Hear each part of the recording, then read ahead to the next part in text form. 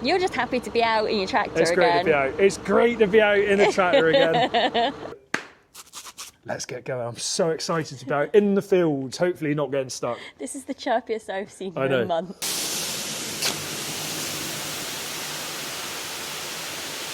This is really exciting. The winner is quite exciting actually, isn't it? Good afternoon, dear. Good morning.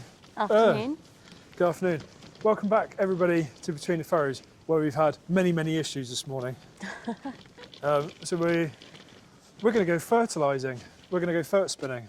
Yeah, let's acknowledge that it's the first dry day in quite some time. Yeah, so it's not very much because most of our fields, 90% of our fields won't travel because they're too wet. But I have 2 fields which will travel. So we're set up to go. I jumped in the tractor this morning or late morning, to take the sprayer off and put the spinner on, and it wouldn't, the battery was dead. One of the cells had gone. So Hunts have just been out, or as a local dealer, and put a new battery in it, which is very ideal. Oh, I'm so excited. Yeah, I feel like you've been in a bit of a slump these last few months because it's been rainy and grey and there hasn't been much work. Yeah, a dreary weather depression. Yes. So here we go, fert spinner. A lot of people might already know this, but I'll briefly go through it. So I'm going to go and put the first dressing of nitrogen on our wheat. What does that do? It just gets it growing. It's like it feeds it because it's come through the winter, probably a bit hungry. So usually what I would do this time of year, so around Valentine's Day, 115 kilos of nitrogen or product a hectare. But the wheat is quite far on this year, yeah. So I've got to cut it back to 90. Okay. That's the discussion I had with Simon Yesterday. Our agronomist. So I'm going to cut it back to 90 and just give it a little something. The wheat is looking really well. Okay. We can't go in the field that we're following because it's too wet. As in the one we did the crop walk on? Yeah, it's just, I'll just get stuck. I mean, it'd make a great video, but I don't really fancy getting stuck today. No. Maybe another day. So, like I said, it's only 90 kilos a hectare. There's only about 2 bags today, but I just feel like if we can get a little bit on, you know, we're slightly ahead in that aspect. So I checked the fields this morning and they look fine to me. Great. So we're going to go with it. This is our spinner, which is quite old. You can see it's got some rust coming.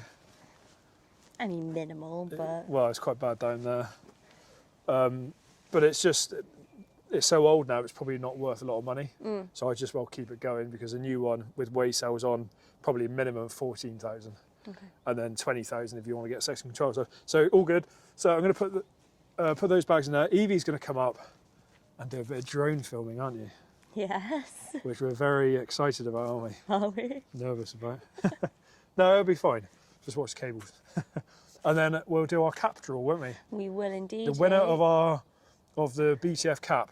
There was a very lovely chap who said if he won it, he would give it to me. So I'm really hoping he wins. Yeah, if he wins, then Evie's won a cap. I really need a new cap. So it sort of defeats the object. So I'm going to get Evie. I wear gloves. The reason I wear gloves for filling the spinner up, because when you cut the bag, like the bags are quite rough and it takes the skin off your knuckles. Like I'm only doing a really small bit today, but when I'm on like the bulk of it and I'm doing like, you know, 30 bags a day, it takes the skin off your hands, so I tend to wear gloves. For the people that don't know, different products you need to set the machine differently, like vanes. So I'll probably show you a bit of this. Look, there's a disc there. Yeah. I'll take them down to have a look. There's a disc here, and these are called vanes, and I change those to depending on what the product is. So I'll have a look in a minute. I'm fairly certain it's on the product that I'm about to use, because that would have been the last thing I used last year, which will be for this year. And if we want to get all technical, when I get my fertilizer Rex through, my nitrogen Rex through, on there it's split into 5 applications. So throughout the application period, I'll put it on 5 times. So many weeks apart. So milling wheat, I'll put a total of 300 AN, so nitrogen on per hectare. We're going to, in the first few passes, we're going to bring it back to about 280. So then on the last pass, that enables us to choose whether to go for milling or feed wheat. Okay. So we need more for nitrogen for milling. Yeah, to get it. But if it's going to be a bad year and the prices aren't very good, I've then got the option to say, no, I'm not going to do that last pass. Sure. We're going to go for, well, I will do the last pass, but cut back. and we'll go for feed wheat. And the reasoning behind that is obviously you get a Yeah. premium for for milling wheat. However, Yeah. these bags were how much a bag of fertilizer? Well, ton. Yeah. They're 600 kilo bags. But per tonne? Per tonne's about, we bought this a long time ago. I imagine it's over £400 a tonne. Okay. Now. So if you don't have to put that last bag on, then you'd rather not. Yeah, so we're cutting essentially. it. We're cutting it back. We do about 5 passes, and my first pass is cut back. My second pass will be cut back. The third and fourth will be full rate. Yeah. And then my last pass. So we got basically 2 doors: feed wheat or milling wheat. Yeah. Open, depending on how the year goes. Great. So, and I'll just show you this bag really quickly. You'll see here it says 33.5% nitrogen. Right. So when I say we're doing 300 kilos of AN a hectare, that is straight nitrogen, right? Okay. But this is only 33.5% nitrogen. Fine. So to work it out, if the agronomist says do, like today, for example, 30 kilos of AN per hectare, I do 30 divided by 33.5, Yeah. and that gives you Sure. like What 90. you need, Yeah, which would be 90. It's about 89, but I'll do it at 90 Yeah. because it's a kilo. So, yeah, that's how you work the actual product rate out to how much nitrogen you want to put on. So, let's get going. I'm so excited to be out in the fields, hopefully not getting stuck. This is the chirpiest I've seen I you know. in months. I genuinely, sometimes I go out and I'm nervous I'm going to get stuck. If I was going to go and do the field that we're following, I would be nervous now because I'm fairly certain I'll get stuck out there. But these two, I've walked them this morning, not the whole field, some of it, and I feel fairly confident we're going to be all right. Okay, So, let's do it. cue the drone shots. I was going to suggest that John let me do this, but I have a feeling those bags are a little bit too expensive to get this wrong. Oh, my knife. Didn't you have one of these break ones, or was that a seed bag? That was a seed bag. So yeah, we had some issues. We used to use pallet forks for all of this, and we had some issues because pallet forks are quite sharp on the edges, and it was ripping the seed bag. So we bought a bag lift, which was chronically expensive. But I always say, if you got caught between a seed bag and a drill, and somebody said to you, "Give me 1,200 quid for a bag lift to get you out of the situation," you would probably pay it, wouldn't you? So we did do that, and it's also easier for getting in and out of the shed because it's a tight shed. So when I do P&Ks, I wear a mask because it's horrible.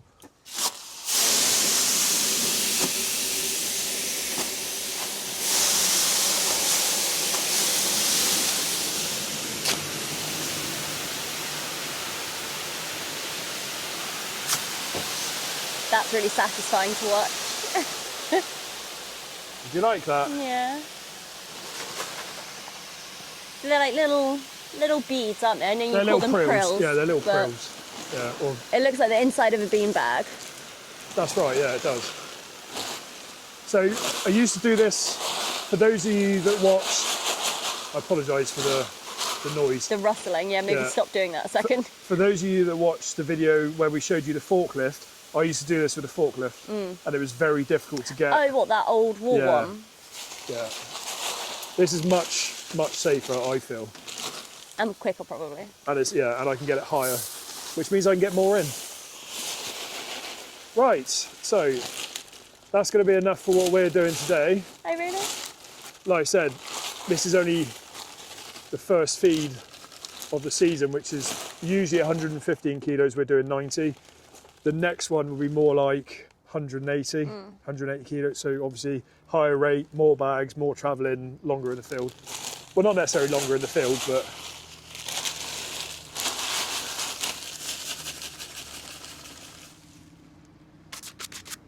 lovely jubbly. Then I close this. When it's dry in the summer, I leave that open. Yeah. But sometimes, if it's wet like it is now, the mud flicks up into the... It looks like it's been dinged. Yes. That was the forklift. Oh, was it? So if you come and stand back here, I'll just show the viewers, they probably don't care, but I'll show them anyway. When we had the forklift, you had to drive, the front of the forklift was literally here, so you could get the bags over. It's really dangerous, and it used to creep down. Obviously now we have a JCB, which I love. Oh, my beautiful JCB. What do you love more, your JCB or your wife? JCB. I'm joking, darling.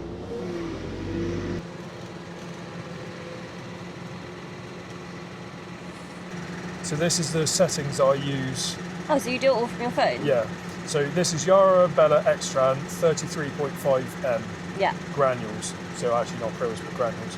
And then there's a code number here, SLU-PA107G, and that'll be written on the bag. Yeah. So I click on that one, I go activate, and it calls out the settings, and it will tell me, you don't have to worry about the application rate, but it tells me the vein positions. Yeah. So the small vein is on 22, and the big vein is on 49. Yeah, okay. Okay?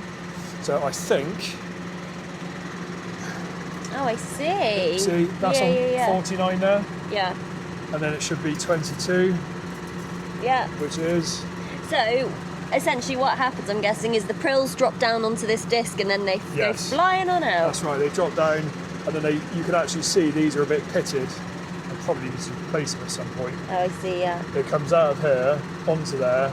This is spinning around 720 RPM, and it hits that and it flies out. Yeah. So I just check they are tight. And you said... so I've had it moved before. These are 18-24 discs, so I can either chuck it at 18 metres or 24. Okay. And that will change your vein settings. Right. Okay? Some spinners do it on pitch. They don't have veins, but this one has veins. Can't be a hydraulic top link. They're bloody brilliant. You need to get your spirit level out.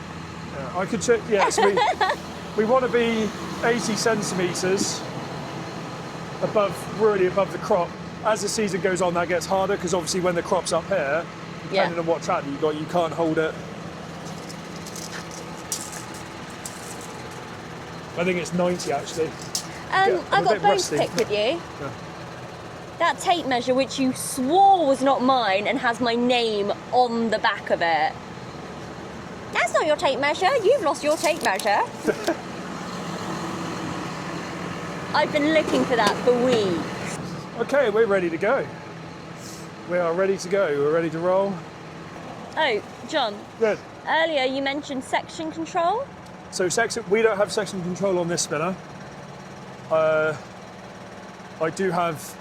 got a weigh cell on there, and it will change with the speed. So if I go faster, it will open the doors more and let more out. So section control, if you're coming into a part of the headland.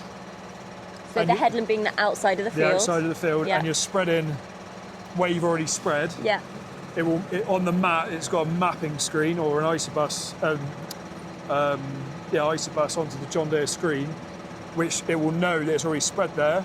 So it depends what spinner you got. Hydros, which is hydraulically ran discs, they'll slow them down so it doesn't chuck it as far, and it cuts the rate back. So it doesn't like double up where you've already spread, basically. Which this spinner doesn't have that. Okay. And for the size of farm, I mean, they're going to be 25,000 plus probably, which is too much for us. Hydros are better because you can go up hills and you won't lose a disc speed. This is PTO, so it's driven with a shaft. Yeah. If I went up, different gearbox now, so it's slightly different. But if you had a manual tractor and you went up a hill and the tractor was dying, the disc would slow down. Yeah. A hydro is pumping, so it's constant speed. But this is a Vario, so we won't get that now. So John, in his excitement to get going, forgot his green star, which sits on top of the tractor and tells him where to go. I forgot my green star, didn't I? Yes. Where is it, darling? You're just so excited. It's in the footwell down here.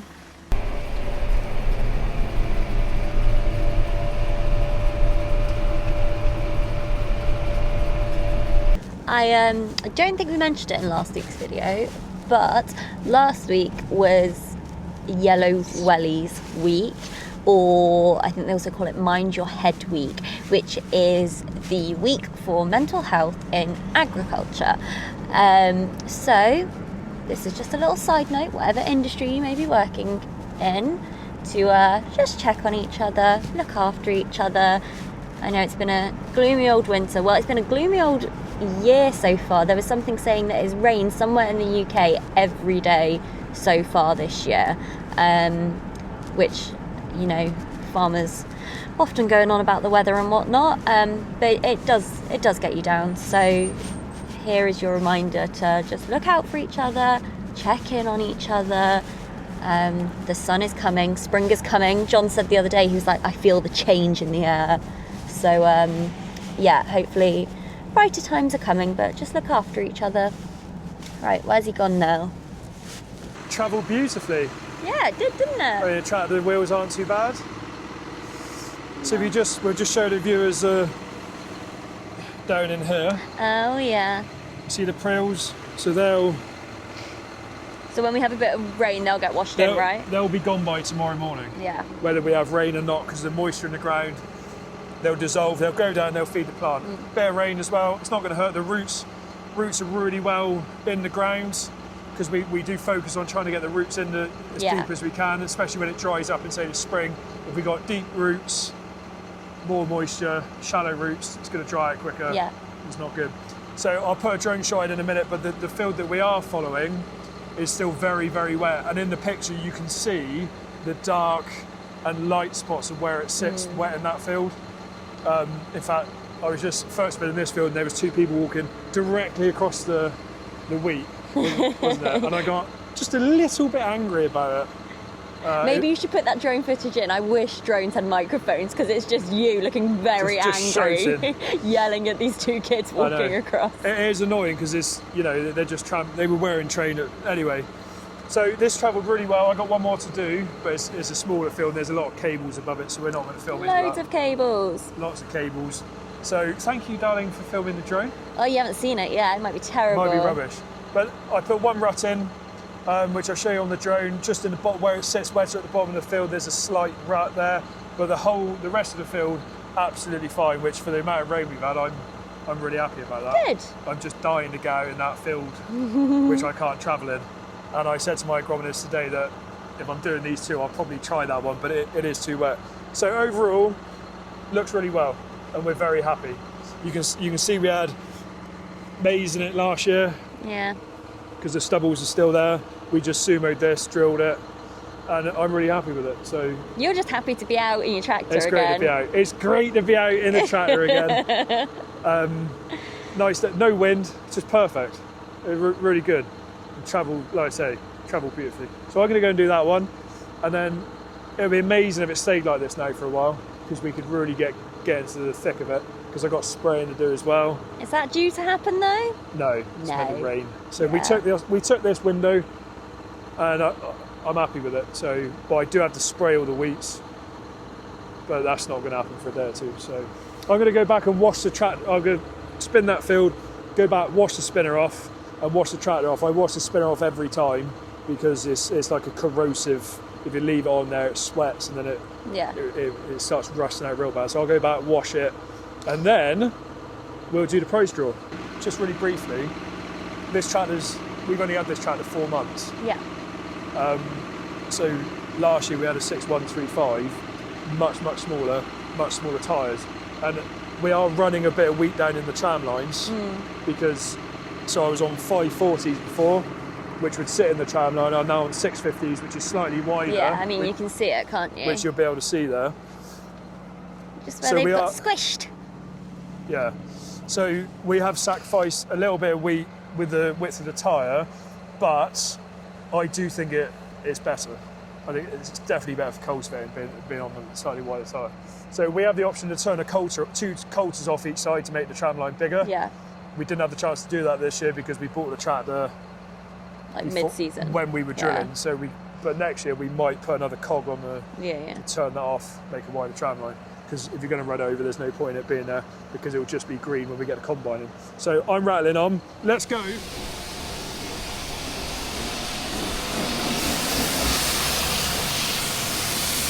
I know you're probably thinking, well, this is a waste of time because I'm going to be out in the next time I go out, it will be just as bad, but keeps it clean, doesn't it? Well done, Dave. Excited about this. So this is how we've done it. This is everybody's names in here. So this is the fairest way of probably doing it, isn't it?